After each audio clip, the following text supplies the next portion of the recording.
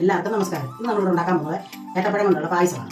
അരിപ്പൊടി എടുത്ത് വെച്ചിട്ടുണ്ട്, പിന്നെ ശർക്കര പാനിയാക്കി വെച്ചിട്ടുണ്ട്, പിന്നെ പാൽ എടുത്ത് വെച്ചിട്ടുണ്ട്, പിന്നെ കപ്പലണ്ടി, മുന്തിരിങ്ങ, പിന്നെ തേങ്ങാക്കൊത്ത്, പിന്നെ ജീരകം, ഏലക്കാപ്പൊടി, പിന്നെ നെയ്യ്. ഒരു പാത്രം അങ്ങോട്ട് വെക്കാം. എന്നിട്ട് അരിപ്പൊടി ഇട്ട് കൊടുക്കാം.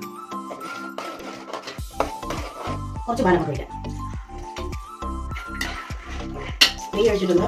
ഈ തേങ്ങാക്കൊത്ത് അങ്ങോട്ട് വെക്കാം.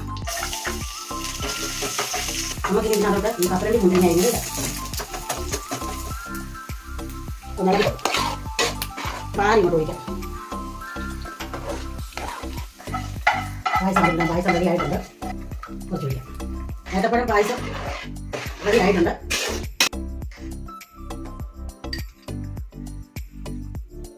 സൂപ്പർ പായസമാണ്. എല്ലാവരും ഉണ്ടാക്കണം, കാണണം, ട്രൈ ചെയ്യണം, ലൈക്ക് ചെയ്യണം, പിന്നെ സബ്സ്ക്രൈബ് ചെയ്യാൻ മറന്നു പോകരുത്. ഞങ്ങളുടെ പായസത്തിന് ഞങ്ങൾ നാളെ വേറെ ഐറ്റമായിട്ട് വരുന്നതായിരിക്കും. ബൈ.